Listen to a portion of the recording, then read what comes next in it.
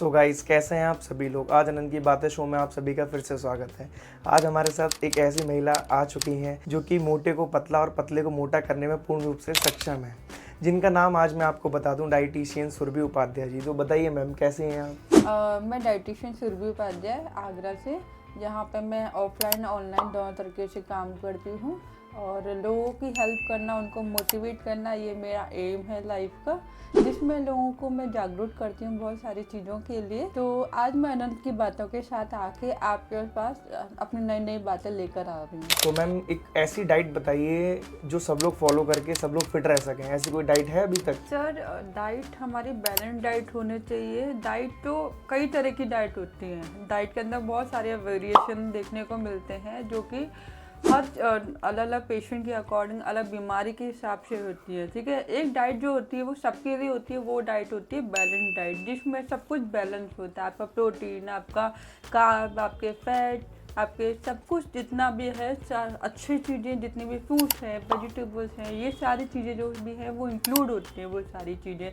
जिसमें आपका पानी, आपका दूध, डेयरी के ये सारे प्रोडक्ट वगैरह आते हैं, वही जो प्रॉपर बैलेंस है वही बैलेंस डाइट है। ठीक है, जैसा आपने बताया दूध और जो वेजिटेबल्स हैं और फ्रूट्स हैं, लोगों के माइंड में एक मिथ और फैक्ट ये रहता है कि रात में फल नहीं खानी चाहिए या कच्ची सब्जियां, सलाद जिसको बोलते हैं सैलेड के रूप में नहीं खानी चाहिए। उसके पीछे क्या है? देखिए, साइंस होती है इसके पीछे। जैसे सनसेट के बाद हम लोग कहते हैं कि खट्टी चीज़ें नहीं खाएं, क्योंकि हमारा जो जितना भी सलाइवा है या एंजाइम्स वगैरह होते हैं वो सब रिलीज होते हैं। तो जितना हमारे मॉर्निंग में जितने हार्मोन्स जितने एक्टिव होते हैं, उतने हमारे इम्यून में इतने एक्टिव नहीं होते, जिस कारण से ये सारी चीज़ें प्रॉब्लम होती है। कुछ लोगों को ऐसा होता है कि कुछ लोगों को दही रात में सूट करता है, कुछ लोगों को नहीं सूट करता है ना।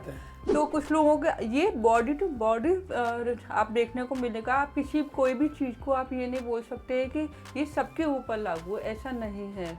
क्योंकि देखिए, किसी को सुबह पसंद आ रहा है, किसी को रात को शूट कर रहा है, ये डिपेंड करता है। लेकिन जो जनरली हमने जब पूरी जो केस स्टडी देखने को मिलती है, तो वो ये मिलती है कि आप जो भी फ्रूट्स वगैरह है 10 से 11 बजे के बीच में, या जब आपका है तब आप खा लीजिए। और उसके बाद जैसे आपका प्रॉपर खाना वगैरह, दूध वगैरह, ये सब चीज़ें आप ले सकते हैं साथ में ना। और जो आप बता रहे थे, सवाल कर रहे थे कि बहुत लोगों को दिक्कत होती है कि फ्रूट्स नहीं लेना, ऐसा कुछ नहीं। डिपेंड करता है कि किस नेचर का फ्रूट्स ले रहे हैं। एसिडिक नेचर का ले रहे हैं, सिट्रिक फ्रूट ज़्यादा आप ले रहे हो, क्योंकि इसमें अभी कई फ्रूट्स के अंदर बहुत सारी वैरायटी आती है। एवोकाडो है, आप वो ले सकते हो। ठीक है, एप्पल है, वो आप रात में ले सकते हो, वो नुकसान नहीं करेगा। अगर आप खट्टे फल खा रहे हो सकता है कि वो आपको एसिडिटी और दिक्कत करे, है ना। इसी सिमिलरली आपके जैसे सैलेड वगैरह है, सैलेड में भी ऐसे खीरा है, टमाटर है, ये आप टमाटर नहीं ले सकते, लेकिन आप खीरा है, ये सब आप ले सकते हो। आप टमाटर क्यों नहीं खाना चाहिए रात में? ऐसा है ना, इसका नेचर अलग होता है थोड़ा सा, सिट्रस में आता है, जैसे खट्टा। तो ये एसिडिक फॉर्म में जाएगा या अल्कलाइन में जाएगा? ये एसिडिक में जाएगा। एसिडिक में जाएगा टमाटर, अल्कलाइन में नहीं आएगा।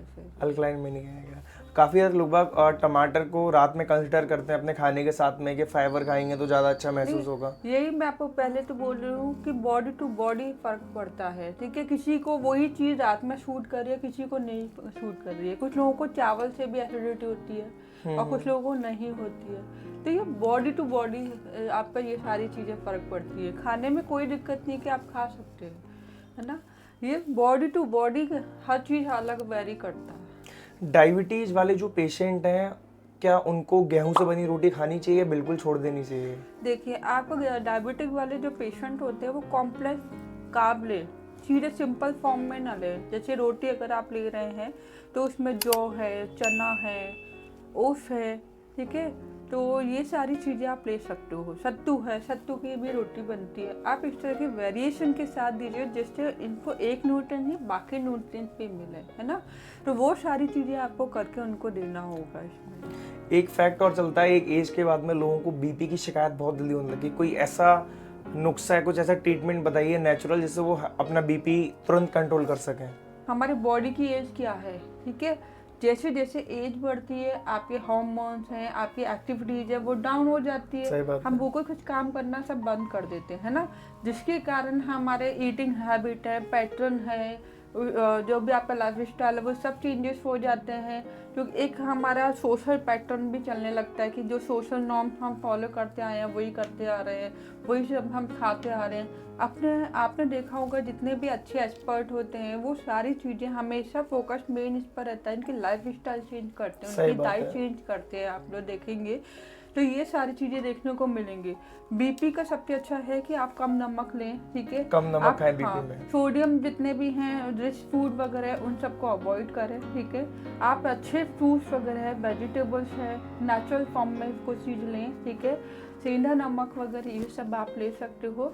और ये बीपी का सबसे अच्छा तरीका है कि आप अपने बीपी को मॉर्निंग और इवनिंग को उसको इवेल्युएट करें कि हमारा सुबह मॉर्निंग में कितना था, शाम को कितना था, और हमने आज ऐसा क्या खाया जिसकी वजह से हमारा बीपी बढ़ गया, जिसकी वजह से हमें पता चल पाएगा ये बीपी बढ़ ये गया। टेबल हमको रिकॉर्ड लेकर आना पड़ेगा। हमको एक चार्ट बनाना होगा, उसमें देखना होगा कि आज मैंने ऐसा क्या खाया जिससे मेरा बीपी बढ़ गया, और आज मैंने ऐसा क्या खाया कि ये कम हो गया। तो जब आप ये सारी चीज़ें, जब आपके साथ ये बार बार चीज़ें हो रही, जब आप देखेंगे ये सारी चीज़ों को, तब आपको पता चलेगा कि हमारा ये इस वजह से प्रॉब्लम हुआ, या आज हमने ये खाया, या हमने छोले खाया, या सोडा ज़्यादा खाया, हमने कोका ज़्यादा ले लिया, हमने तो प्रोसेस फूड खा लिया जिसकी वजह से मेरा ये बीपी बढ़ गया। तो ये सारी जब चीज़ें आप देखेंगे तो ये आप कंट्रोल कर पाएंगे। आपको यही एक इफेक्टिव तरीका है कि जब आप अपनी मॉनिटरिंग करें कि हम क्या खा रहे हैं, बीपी का किस लाइफ स्टाइल से जी रहे हैं और क्या चीज़ ले रहे हैं, उसके ऊपर डिपेंड करता है। अभी जैसा आपने बताया था बायोलॉजिकल एज और व्यक्ति की जो एज होती है वो दोनों डिफरेंस होती हैं। अगर मुझे अपनी एज और बायोलॉजिकल एज और जो नॉर्मल एज है वो पता करनी होगी, वो कैसे पता करूँगा? देखिए ऐसा है कि आपका जो फिजिकल हमारा जो हमारी बॉडी की जो एज होती है और जो हमारी मेंटली एज जो होती है, जो हम सोच रहे हैं ना, ये सब चीज़ें जो हम ये सारी चीज़ें डिपेंड करती हैं कि आप कितने मैच्योर हो। मैच्योरिटी ये सारी चीज़ें हमारी कितनी हम मैच्योर हैं, किस तरीके से हम अपने जो स्टडी है, जो पढ़ाई है, इसको हम अपनी लाइफ में किस तरह से उतार रहे हैं, ठीक है।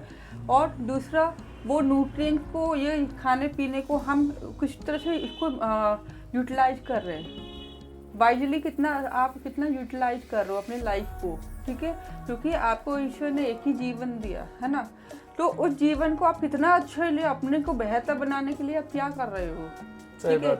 तो यही आपका बायोलॉजिकल एज आपको पता चलता है कि आप अपनी एज से और अच्छा काम कर पा रहे हो, तो उसका मतलब आप ठीक चल रहे हो। ये है, क्योंकि यही न्यूट्रिशन की वैल्यू में, जब न्यूट्रिशन की बात करते हैं तो हम अपने खाने पीने की जब ये बात करते हैं तो ये सारी चीज़ें आपका खाने पीना कितना अच्छा आपका खान पान है, ये आपका फेस आपका बता देगा, आपकी लाइफ स्टाइल आपको बता देगी। आप अपनी उम्र से अपनी कम उम्र के दिखोगे, आपकी एज होगी 50 लेकिन आप दिख रहे होंगे 30। तो ये डिफरेंस होता है आपकी बायोलॉजिकल एज में। तो ये आपके न्यूट्रिएंट्स है, आपका लाइफ स्टाइल, आपका खाना पीना, आपका सोशल नॉर्म, आपका पैटर्न, ये सारी चीज़ें डिपेंड करती हैं। ठीक है। अभी एक एज बैंड के बाद में लोगों को थायराइड देखने में बहुत मिल रहा है कि उनको थायराइड हो जाता है, किसी को 25 mg की गोली खानी पड़ रही है थायरोक्सिन, किसी को 50 mg की, किसी को 100 mg की। तो उसके लिए कैसे वो लोग बचेंगे थायराइड से? देखिए सबसे अच्छा है कि थायराइड वालों के लिए, पेशेंट के लिए क्या है, ब्राज़ील नट्स वगैरह लें, जो ब्राज़ील नट्स वगैरह आते हैं, जैसे नट सीड जितने भी हैं वो सारी चीज़ें खाएं, ठीक है। जितने भी प्रोसेस फूड हैं या जितने भी समुद्री खाना वगैरह वो सारी चीज़ें अवॉइड करें, ठीक है। आयोडाइज सॉल्ट वगैरह लेना होता है उनको, वो सब चीज़ें लें अपने। और इसमें भी ये चीज़ें चेक करें कि उनको क्या कितना है, क्योंकि इसमें कौन सा वाला थायराइड है, पतला वाला कि मोटे वाला, 2 तरह का होता है इसके अंदर, एक में मोटे हो जाएंगे, एक में पतले होते जाते हैं, ये सारी चीज़ें दिक्कत होती है इसमें। तो कोशिश करें कि जो थायराइड पेशेंट है वो चाय कॉफ़ी वगैरह नहीं ले, क्योंकि एक इनहिबिटर का काम करता है ये। तो ऐसे में जो थायराइड वगैरह है इसको कंट्रोल करना बहुत ज़रूरी होता है। थायराइड पेशेंट को अपने वेट को मेंटेन करना ज़रूरी होता है, अपने लाइफ स्टाइल वगैरह है, जितनी लीफ भी वेजिटेबल्स हैं, स्ट्रॉबेरी है, ये सारी चीज़ें हैं अवॉइड करनी होती है ना। क्रूसीफेड है, जितने भी सारी वेजिटेबल्स हैं वो सब अवॉइड किए जाते हैं इसमें। ठीक है। अभी किडनी के अंदर एक प्रॉब्लम क्रिएटिन करके एक है, लेवल 1, लेवल 2, लेवल 3, ये क्या है? इसको काफ़ी लोगों में पाई जा रही है। जब मैंने एक जगह पे एक हॉस्पिटल में मैं जब गया था तो काफ़ी सारे मैंने जो पेशेंट थे वो इसी के देखे थे। सबको किडनी की डिसीजेज थी जिसमें वो क्रिएटिन करके कुछ वो प्रॉब्लम थी उनको, लेवल 1, लेवल 2, लेवल 3 की। उसको वो लोग कैसे सिक्योर कर सकते हैं? क्रिएटिन का जो प्रॉब्लम वगैरह होता है जब हमारे प्रोटीन का ब्रेकेज वगैरह होता है, जब हमारे यूरिया में या ब्लड में आने लगता है, तो ये सब चीज़ें तब देखने को मिलती हैं। ठीक है, इसी को हमने डिफाइन कर दिया 1 2, ये एवरेज दे देते हैं कि इतने तक है तो ये प्रॉब्लम है, इतने तक है ये प्रॉब्लम नहीं। तो किडनी की 3 स्टेज मतलब 5 स्टेज होती है इसके अंदर, इसी में हम डिफाइन करते हैं। इसमें आप जैसे उनका ब्लड यूरिया टेस्ट वगैरह करा सकते हैं, क्रिएटिनिन है, सोडियम पोटेशियम जो भी है, आप वो सब कंट्रोल करके आप इसको कर सकते हो। साथ में जितने भी लो प्रोटीन डाइट वगैरह आप उनको देंगे, आप जितना भी उनका है साथ में, और ये सब चीज़ें देखने के अलावा आप इनको जैसे क्लियरेंस बहुत ज़रूरी है उनको साफ होने के लिए। जैसे आप ट्रिफला चूर वगैरह जितने भी किडनी के पेशेंट हैं उनको वो सब दें, पुनर्वा वगैरह है वो आप इनको, आयुर्वेदिक वगैरह ये सब चीज़ लें, गोखरू होता है वो आप इनको दे सकते हैं किडनी के पेशेंट को। ये सारी चीज़ें आप जब देंगे तो ये कंट्रोल कर सकते हो। कुछ आप आयुर्वेदिक के साथ, नेचर के साथ आप जब करते हो तो ये बहुत ज़्यादा कंट्रोल में आ जाती हैं ये सारी चीज़ें। अच्छा, इसका नेचुरल ट्रीटमेंट आपने 3 चीज़ बताई हैं, गोखरू वगैरह ले सकते हो आप, ट्रिफला है ये सब ले सकते हो, पुनर्वा है, इस तरह से आप ले सकते हो। ये these are very benefit for kidney patient, है ना। और जितना भी मोटा अनाज है, मिलेट है, वो वरदान है आपके लिए। मोटा अनाज में क्या क्या आएगा? जैसे मोटा अनाज में आप जैसे क्या कहते हैं, पल्स, आपका जो पल्स मिलेट वगैरह होती है वो आप ले सकते हो। ठीक है, बकव्हीट है वो आप ले सकते हैं, मतलब जितना भी मोटा अनाज है आपका वो सारे ले सकते हो। ओट्स भी आप ले सकते हो। ओट्स जी, ये जो मैंने आपको 3 से 4 डिसीजेस बताई हैं, जिसमें डायबिटीज़ हो गई, आपका बीपी हो गया, किडनी हो गई, इनका जो स्टार्टिंग फेज है क्या वो कॉन्स्टिपेशन से होता है? देखिए ये बात सच है कि हमारे जो शरीर में जितनी भी बीमारी आई है, हमारे पैर साफ ना होने के कारण, हमारी जो आंखें हम साफ नहीं रख रहे हैं, पैर साफ नहीं रख रहे हैं, अपने नाखूनों को साफ नहीं रख रहे हैं, शरीर को हाइजीन तरीके से नहीं रख रहे हैं, पेट साफ नहीं रख रहे हैं, गलत खाना पीना खा रहे हैं, उस कारण से होती है। ठीक है, अभी पेट साफ रखने के लिए कोई नेचुरल चीज़ें बताइए लोगों को, क्योंकि मार्केट में तो सब तरीके की दवाइयाँ चल रही हैं, तो उनसे वो कैसे नेचुरल ट्रीट कर सकते हैं अपने कॉन्स्टिपेशन को? देखिए, पेट साफ करने का सबसे अच्छा तरीका है कि आप पानी को उचित मात्रा में पिएं। पानी फाइबर जितना है वो सारे फाइबर अगर आप अपने डाइट में लें, जैसे खीरा है, जैसे खीरा है, लौकी है, ठीक है, और आपका जो गाजर है, ठीक है, पत्ता गोभी है, ये सारी जितनी भी है वो सब चीज़ें लें। जैसे पत्ता गोभी, इसका मतलब ये नहीं कि बहुत ज़्यादा लो, बहुत ज़्यादा अमाउंट में लेंगे तो आपको गैस बनेगी। थोड़ा थोड़ा सैलेड के रूप में मैं बोल रही हूँ, सिर्फ थोड़ा थोड़ा सा लेना है। तो ये सारी चीज़ें जब आप लेते हैं आपको पूरे बॉडी में जाएगा, ये पेट को साफ करती है। इससे बगोल होता है वो आप ले सकते हो। और साथ में जैसे ट्रिफला चूर है वो पेट को बहुत साफ करता है, ये किडनी के लिए भी बहुत अच्छा रहता है, क्लियरेंस होता है उससे, वो आप ले सकते हो। ठीक है, आपका जो भी गलत खान पान की वजह से ही आपको बहुत सारी बीमारियां लगती हैं ना। तो जब तक आपका पेट साफ नहीं होगा, आप चाहे कितनी भी दवा ले लें, चाहे आप कुछ भी कर लें, आप कुछ नहीं कर पाएंगे। आप सबसे अच्छा है कि आप पानी अच्छा प्रॉपर लें। ठीक है, अपने बॉडी को हाइड्रेट रखें, क्लीन रखें अपने बॉडी को। ठीक है, नेचर के साथ रखें, लोकल है, ग्रीन है, वो सब चीज़ें आप ज़्यादा से कंज्यूम करेंगे, वो बहुत अच्छा रहता है आपकी बॉडी के लिए। और अपने पेट को साफ करने का सबसे अच्छा रहता है कपालभाति वगैरह, वो सब आप ज़्यादा से ज़्यादा एक्सरसाइज ना, इनहेल एक्सहेल वगैरह एक्सरसाइज वगैरह कीजिए, तो वो आपके लिए बॉडी के लिए बहुत अच्छा रहता है। और लेट नाइट आप कोई खाना मत खाइए, कोशिश करिए कि 8 बजे तक खा लीजिए अपना पूरा जो भी आपको खाना है। तो वो मील को ना एकदम ऐसा नहीं है कि हर चीज़ प्रॉपर टाइम के साथ दीजिए। ठीक है, रात को खाना लाइट खाइए, दिन में प्रॉपर खाना खाइए। जितना लाइट खाने में क्या आता है? तो लोगों को ये कहते हैं हमें तो रात में भूख लगती है खूब अच्छे से, फिर उसमें लाइट का वर्ड का कैसे यूज़ करेंगे? देखिए, लाइट खाने का मतलब ये है, जैसे लौकी की सब्जी हो गई, मूंग दाल का चील हो गया, मूंग दाल हो गया आपका, ठीक है, ओट्स वगैरह हो गए, पॉरीज वगैरह हो गई, ठीक है, सूप वगैरह हो गया। तो लाइट में ये जैसे हल्की चीज़ें खानी चाहिए, चाहे वो कोई भी एज का हो, कोई भी एज का, किसी भी एज का हो। हमेशा कोशिश करें कि खाना खाना है लेकिन प्रॉपर, जैसे चटनी ले लिया आपने, जैसे आप ले रहे हो कोई भी, जैसे चीला लिया, चटनी ले लिया, सैलेड ले लिया, दही ले लिया, इस तरह से आप ले रहे हो ना, हल्का खाना खाइए। जो भी रात में क्योंकि आपकी जो बॉडी के जो बहुत सारे बॉडी फंक्शन है, बॉडी के जो हमारे अंग हैं, ज़रूरी नहीं है कि वो प्रॉपर रात में काम कर रहे हो, वो भी रेस्ट करते हैं, है ना। हमारा दिल है, हमारा दिमाग है, यही बस काम करता है ना। और बाकी जो है अपने एक टाइम तक काम करते हैं, ठीक है। जैसे वो देख लेते हैं कि कब हमारा समय हो गया, कब किस तरह से, तो इस तरीके से होता है। तो इसलिए कहा जाता है कि टाइम में लीजिए। कभी जो भी हम शिक्षा आप देखिए कि चिड़ियों से सीखिए, चिड़िया से, तो प्रॉपर खाना खाएंगी, टाइम से सोएंगी, टाइम से सारा वो करेंगी। कि ये नेचर ने हमको ऐसा बना के भेजा है, लेकिन हम इसके रिवर्स उल्टा ही काम कर रहे हैं। आजकल आप देख रहे हैं कि लोग उल्टा ही रात में जाग रहे हैं, रात में गलत खाना पीना कर रहे हैं। तो ये सारी चीज़ें जो बहुत गलत हो रही हैं, तो अब क्या है, यही डाइटिशियन डॉक्टर वापस लेके आ रहे हैं, ठीक है। आप ऑल द टाइम मेडिसिन पे नहीं डिपेंड रह सकते। ये मैं सिर्फ मेडिसिन से ही आ रहे, लोग इतने आलस हो गए, इतने आलस करने लगे हैं कि अब वो मेडिसिन के ऊपर ही डिपेंड हो गए हैं। वेट लॉस करना है तो मेडिसिन, कुछ भी करना है तो मेडिसिन। अरे हर चीज़ का एक अपना अपना रोल होता है कि वो चीज़ें सिर्फ इसको क्योर करने के लिए होती है, लेकिन हर वक्त मेडिसिन ठीक नहीं है। कुछ नेचर के साथ करिए, अपने ऊपर काम कीजिए। एक्सरसाइज है, योगा है, अच्छा खान पान रखिए, अपनी लाइफ स्टाइल अच्छी रखिए, अपने आप को बिजी रखिए, ये सबसे ज़्यादा इम्पोर्टेंट है। लोगों का ये कहना है कि चावल खाने से वेट बढ़ता है, रात में चावल नहीं खानी चाहिए क्योंकि उससे मोटे हो जाते हैं। ये फैक्ट है या मिथ है? लोगों को वैसे ही लगता है कि हकीकत में है? देखिए, ये अलग, हर पेशेंट के लिए, हर लोगों के लिए अलग अलग होता है। ये बात सच है कि इसमें कार्ब हाई अमाउंट में होता है। हमारा रोटी है, चावल है, इनमें होता है कार्ब वगैरह, ठीक है। तो आप केवल चावल खाएंगे तो वाकई में आप मोटे हो जाएंगे, लेकिन उसको आप किसी वेजिटेबल्स के साथ या दाल के साथ, ठीक है, चटनी के साथ, दही के साथ खाते हैं तो आपको वो इतना नहीं मोटा बनाएगा।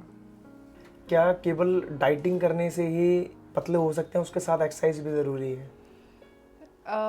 देखिए, अगर ऑनेस्टली मैं आपको बताऊं तो डाइट एक्सरसाइज दोनों करनी चाहिए, है ना।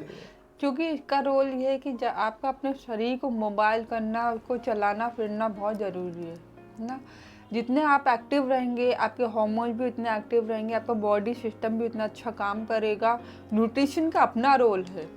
न्यूट्रिशन में अगर आप डाइट का, मैं जैसे अगर आप एक्सरसाइज नहीं भी करते हैं तो भी आपका वेट लॉस होगा, लेकिन अगर आप इसको एक्सरसाइज के साथ कर सकते हैं तो ये बहुत इफेक्टिव है। आपका जो आप रिजल्ट 10 दिन में पा रहे हैं वो आप शायद 5-6 दिन में पा लें। ठीक है। डाइटिंग है क्या? मतलब लड़कियों को पता नहीं रहता कि डाइटिंग होती क्या है। वो उनसे कहीं भी कुछ पूछा जाता है कि आप ये खा लो, ये कर लो, वो कहती है मैं डाइट पर। डाइटिंग का मतलब ये है कि जो आप खाना खा रहे हैं उसको सही तरीके से खाएं, सही तरीके the right way of eating. किस तरीके से खाना है, कब खाना है, ये सब चीज़ें आपको मालूम होनी चाहिए। ये इसका मतलब ये कि बिल्कुल खाना छोड़ दो, डाइटिंग का मतलब ये बिल्कुल ही खाना छोड़ दो। जैसे हफ्ते में आप 1 या 2 दिन नहीं खाते हैं, वो बहुत ज़रूरी है कि आप अपने बॉडी को थोड़ा सा आराम दें।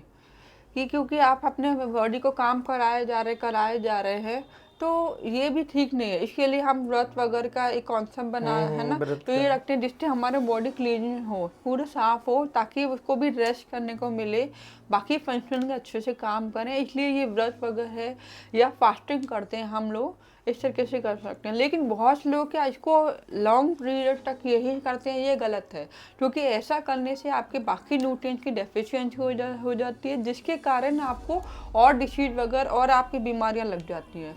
तो 1 या 2 दिन या हफ्ते भर तक का है वो आप कर सकते हो ये, लेकिन इसका मतलब ये नहीं कि आप व्रत में बिल्कुल नहीं खाएं, ऐसा कुछ नहीं है। आप व्रत में खाइए खाना वगैरह जो आप खाएंगे, जो भी जैसे कुट्टू का आटा है कि पकौड़ी है या जो भी चीला है, जो भी आप बनाएं, फलाहार जो खा सकते हैं वो खाइए, प्रॉपर न्यूट्रिएंट्स लीजिए। इसमें भी बहुत सारे वैरायटी होते हैं, जितने कलरफुल डाइट अपने खाने में आप शामिल करेंगे वो बहुत ज़रूरी है। डाइटिंग का यही पर्पस है कि जो खाना खा रहे हैं उसको सही तरीके से खाएं, सही पर्पस से खाएं। ये हम किस पर्पस से खा रहे हैं। अगर हम मेरे को वेट लॉस करना है तो वेट लॉस के पर्पस से खाएं। अगर मुझे डायबिटीज़ के लिए खाना है तो मुझे वो डायबिटीज़ पेशेंट के अकॉर्डिंग खाना है कि मेरे को ये चीज़ अवॉइड करनी है, या ये कार्ब मुझे अवॉइड करने हैं, या ये सारे अच्छे फैट मुझे लेने हैं, कॉम्प्लेक्स कार्ब लेना है हमको, तो ये सारी चीज़ें देखना होगा। ठीक है, फैट लॉस और फैट गेन करने के लिए कोई वो बताइए, टिप्स बताएं जिसमें फैट लॉस हो सके इजीली और गेन भी हो सके। तो पहले लॉस के बारे में बताइए। देखिए, सबसे इम्पोर्टेंट है फैट लॉस और वेट गेन के लिए अब माइंड सेट होना चाहिए। बिल्कुल। जब आपका माइंडसेट, जब आप खुद से दृढ़ संकल्प लेते हैं, माइंडसेट करते हैं कि मुझे अपना वेट कम करना है, आप देखिए कि आप कुछ नहीं करेंगे, आपका खुद ही अपने आप खुद ही कम होने होता लगेगा, जाएगा, है ना। या इसको हम ऐसे कह सकते हैं कि जैसा हम सोचते हैं वैसे बॉडी काम करने लगती है। बिल्कुल, क्योंकि आपने अपने ब्रेन को मैसेज दिया है कि मुझे इस तरह से काम करना है, इस तरीके से चलना है, तभी आपकी बॉडी इसी चीज़ को एज्यूम करती है, इसके ऊपर वर्क करना शुरू करती है। इसलिए कहते हैं कि कोई भी चीज़ करने से पहले अपने माइंड में क्रिएट करिए, इसको माइंड सेट कीजिए, चाहे वो कोई भी काम हो, वेट लॉस हो, कुछ भी हो लाइफ में, ना।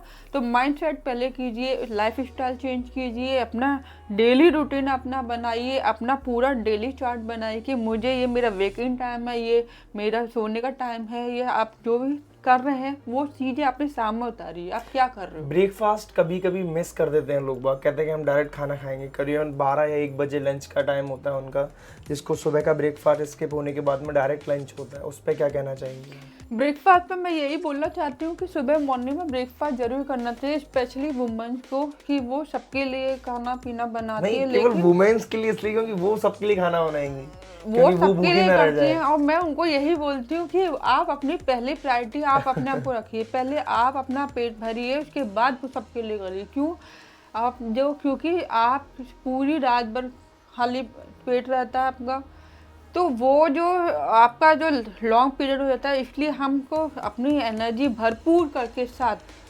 एनर्जी के साथ हम काम शुरू पूरे दिनचर्या को स्टार्ट कर सकें। इसके लिए हमको अच्छा ब्रेकफास्ट खाना चाहिए, बैलेंस डाइट का पूरा लेना चाहिए कि पूरा अच्छा सा ब्रेकफास्ट लें। अगर एक बार को आप लंच स्किप कर दें, लेकिन ब्रेकफास्ट कभी स्किप मत करिए, सुबह का स्किप नहीं करना बिल्कुल, क्योंकि ब्रेकफास्ट का बहुत ज़रूरी है कि बहुत ज़रूरी है। मैं ये बोलती हूँ कि चाहे आप दही खाइए, राइस, दही के साथ राइस ही खा लीजिए, ओट्स खा लीजिए, पोहा खा लीजिए, चीला बना के खा लीजिए, कुछ भी खाइए, जूस ले लीजिए, सूप वगैरह ले लीजिए, जैसे शाम को इस तरह का ये ले सकते हो। तो इस तरह से ये बहुत ज़रूरी है।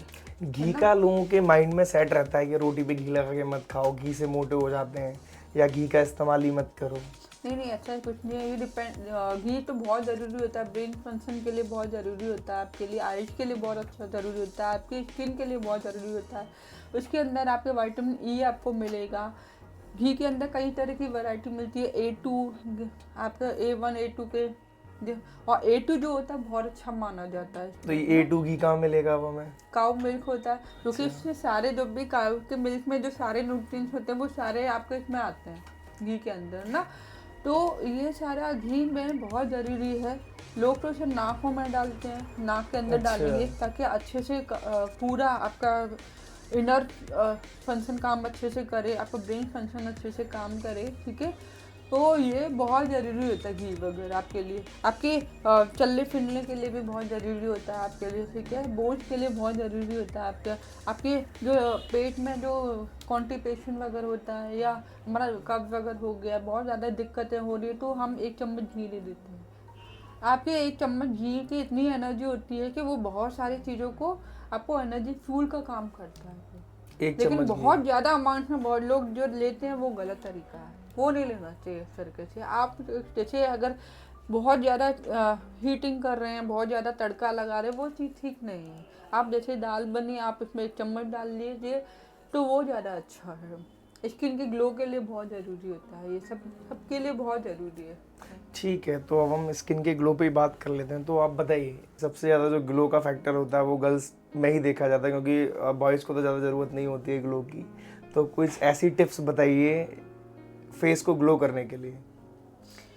सबसे अच्छा है कि एंटीऑक्सीडेंट डाइट वगैरह लीजिए। एंटीऑक्सीडेंट, हाँ, ठीक है ना, क्योंकि जो रेडियंस वगैरह का प्रॉब्लम, स्किन में रेडियंस वगैरह का प्रॉब्लम होता है, आप जब एंटीऑक्सीडेंट डाइट वगैरह लेते हैं बहुत ज़रूरी है। जितने भी ग्रीन जूस हैं, रेड जूस हैं, जितने हैं, बीटरूट, ABC, एप्पल, बीटरूट और सिट्रस फ्रूट के साथ जो बनते हैं आपके जितने भी हैं, वो बहुत ज़रूरी है। आप में सिट्रस फ्रूट रखिए, बीटरूट रखिए, गाजर रखिए, टमाटर रखिए, हीरा है, लौकी है, तो ये सब चीजें बहुत जरूरी ठीक होती है। है। ठीक है, साथ में टर्मिक जो होता है बहुत जरूरी होता है। हल्दी, ये एक अपने आप में गोल्डन, जैसे कहते हैं ना गोल्डन मिल्क पीना है, तो लोग है। इसको पीते हैं, ग्लो आए। कच्ची हल्दी होती है वो बहुत जरूरी दूध होता में है। डाल के।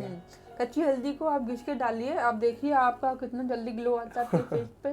तो क्योंकि आप इसको, अब मैं कहती हूँ कि आप अपना जितना भी ग्लो के लिए ना ऊपर से काम मत करिए, इनर से काम करिए। इनर हीलिंग होनी चाहिए, अपनी बॉडी के अंदर काम करिए। आपके पैटर्न में तो बहुत सारी क्रीमें चल गई हैं, ये मतलब ग्लो लाने के लिए। जैसा आपने बताया कि हमें आउटर पे काम नहीं करना है, इनर काम करना है। तो ये जो जितने भी क्रीम है, पाउडर है, बहुत सारी चीज़ें चल रही हैं, मुझे तो नाम भी नहीं पता, तो वो सब बेकार हैं, फिर हम लोग अंदर से ही काम करें। देखिए इसमें दोनों बात है कि आप बाहर से, अब जैसे कोई चीज़ हमारा जल गया या हम ठीक हील कर दिया, ठीक है, थोड़ा बहुत जैसे कर रहे हैं, तो वो चीज़ को हीलिंग के लिए कुछ मॉइस्चर के लिए ज़रूरी होता है, तो वो हम अंदर से ले रहे हैं, वो हमारी बॉडी को ताकत दे रहा है, एनर्जी दे रहा है। ठीक है, पूरा बॉडी को क्लीनिंग कर रहा है, साफ कर रहा है। जो एंटीऑक्सीडेंट डाइट है वो बहुत ज़रूरी है इस चीज़ के लिए, है ना। तो ये बहुत मैंने देखा है कि ग्रीन जूस वगैरह हैं, आप देखिएगा कि जितनी भी बड़ी सेलिब्रिटी हैं, जितनी भी एक्ट्रेस वगैरह हैं, वो सारे हमेशा अपनी न्यूट्रिएंट डाइट पे ही फोकस करती हैं। इतना वो मेकअप पे नहीं, क्योंकि वो नेचुरल रहने के, अगर आप, और इवन आजकल आपने देखा होगा लोग तो मिट्टी का मड मेकअप वगैरह होता है, मड लगाती हैं। हाँ, मिट्टी, और वो जो मुल्तानी मिट्टी होती है उसको हाँ, फेस पर तो लगाते हर हैं। बगल लगाती हैं, ऐसा नहीं। जिसको नॉलेज है, जिसको नॉलेज है वो इनर पर काम करेगा, और जिसको नॉलेज नहीं है वो ऊपर से काम वो करेगा। केवल फेस ही वेस्ट चमकाता रहेगा। बस। लेकिन वो टेम्पररी है, और जो इनर का है वो परमानेंट है। बस। तो इसलिए ABC, एप्पल, बीटरूट और सिट्रस फूड वगैरह। Citrus food. पैक्ड फूड जो होता है, जिसकी मैन्युफैक्चरिंग डेट से कुछ दिन बाद की एक्सपायरी डेट लिखी रहती है, तो जो मैं ये समझता हूँ अगर वो पैक्ड हो जाता है तो एक समय के बाद में जो ब्रेडी आइटम है, जैसे पिज़्ज़ा हो गया, बर्गर हो गया, कन्फेक्शनरी शॉप्स पे आपने देखे होंगे, तो उनके बारे में क्या कहना है? पैक्ड फूड कंज्यूम करना चाहिए ह्यूमन को या नहीं?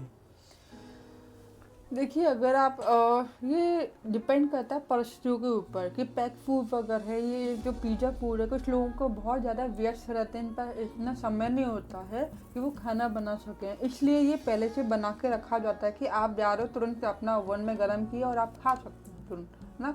ये वेस्टर्न कल्चर है हमारा, क्योंकि वहाँ के लोग इतने बिजी रहते हैं कि वर्किंग आवर उनका ज़्यादा रहता है ना। लेकिन ये वेस्टर्न कल्चर चलते चलते इंडिया में आ गया। अब हम लोग के ब्लाइंडली फॉलो करते हैं इस चीज़ को, ये भी नहीं देखते कि हमारे इंडिया में, आप ये देखेंगे अभी बीच में स्टडी हुई थी, उसमें दिखाया गया था सबसे फ्रेश फूड जो खाया जाता है वो इंडिया में खाया जाता है, सबसे ज़्यादा फ्रेश, है ना। ताज़ा बना के खाना खाया जाता है, और वो लोकली उस तरह का बाहर के ब्रांड के ऊपर नहीं करता। जो आप बाहर खा रहे हैं, बाहर का फॉलो कर रहे हैं, ब्लाइंड फॉलो हम कर रहे हैं, वो चीज़ ठीक नहीं है। आप घर पे बना के खाइए, फ्रेश खाइए। अभी हमारे पास इतना आजू बाजू में इतना ग्रीन है ना कि हम अपने घर से, अपने गार्डन से काट के बना के खा सकते हैं। उनके पास इतना अवेलेबल नहीं है ना, वो इतना फ्री है ना, उनके पास इतना टाइम है कि वो ये सब चीज़ कर सकें, इसलिए उनके लिए पिज़्ज़ा, बर्गर, ये सब चीज़ें बने, क्योंकि वो हर रीजन, हर देश इसका फ़र्क पड़ जाता है, देश से देश फ़र्क पड़ गया, जगह से जगह का फ़र्क पड़ जाता है, खाना पीना सब बदल जाता है, रहना सब आप देखेंगे इस चीज़ का। तो हम लोगों को हमेशा अपने पेरेंट्स को अपने घर में ऐसा सिस्टम बनाना चाहिए कि हमारे भी बच्चे हमारे जाने के बाद उस चीज़ को फॉलो करें, उस चीज़ को खाएँ। अगर मैं अपने घर में रोज़ पिज़्ज़ा वगैरह बर्गर ला के खा रही हूँ, तो मैं अपने बच्चों को कहीं ना कहीं ये मोटिवेट कर रही हूँ कि आप ये सब रोज़ डेली खाइए, है ना। क्योंकि मैं इतना आलस हूँ कि मैं अपने बच्चों को कुक करके नहीं खिला सकती, है ना। क्यों? ये बाहर के कल्चर में पेरेंट्स इतने बिजी रहते हैं कि वो अपना पैक खाना ये सब चीज़ रखते हैं कि आए, अपना बनाया, 2 मिनट कुक किया और हो गए, 2 मिनट कुक। अब तो कैप्सूल में फूड आ गया, एस्ट्रोनॉट कैसे खाना खाते हैं, कैप्सूल में तो आते हैं उनके फूड वगैरह। तो आप सोचिए कि आप वो जो इतना बिजी, इतने बड़े लेवल पर हैं, हर चीज़ का आप देखिए, कॉन्सेप्ट को समझिए कि जो भी आपका जितना भी खाना पीना हम ना कैप्सूल में लेकर आ गए, हम इतना आलस हो गए कि अच्छा खाना नहीं खा सकते, दवा खा सकते हैं हम, विटामिन पाउडर के खा सकते हैं हम इसको, लेकिन हम नेचुरल फॉर्म में नहीं खा सकते, हम इतना आलस हो चुके हैं, पैसा बर्बाद कर सकते हैं, है ना। तो हम यही लोगों को समझाने की कोशिश करते हैं, ये जगह से फ़र्क पड़ता है, लोगों का काम कैसा है, ये चीज़ फ़र्क पड़ता है। सही जब बात आप ये सारी चीज़ें आप वापस अपने इंडिया में देखिए, आपके पास इतना सब कुछ है, आजू बाजू आपका गार्डन है, खाना पीना है, सब बिल्कुल अच्छा है, तो सही आप बात। खुद फ्रेश खाना बना के अपने खुद खाइए और बच्चों को दीजिए। मैं यही कहूँगी कि बाहर नहीं खाएं। जब आपके पास आप खुद अपना इतना है कि आप सक्षम है कि आप बच्चों को खिला सकते हैं, खुद भी खाइए।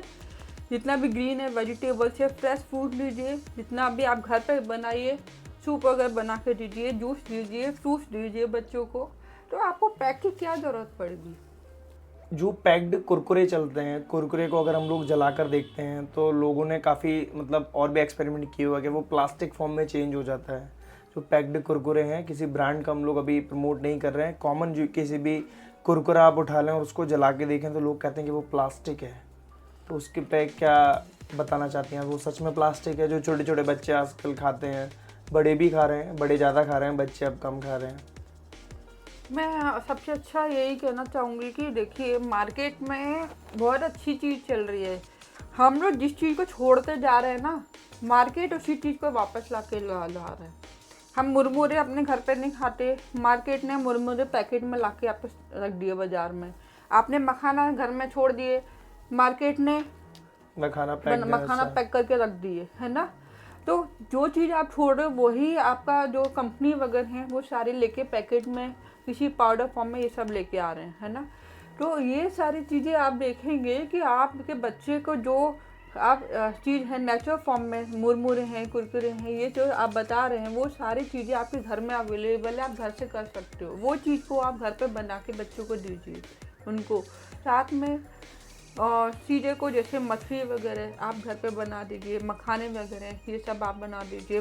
बेसन के जितने भी सारे आइटम्स बनते हैं, आप उस तरह की कुकीज़ वगैरह हैं घर में, इस तरह की छोटी छोटी ओट्स की कुकीज़ वगैरह वो सब आप घर में फ्रेश बना के दीजिए।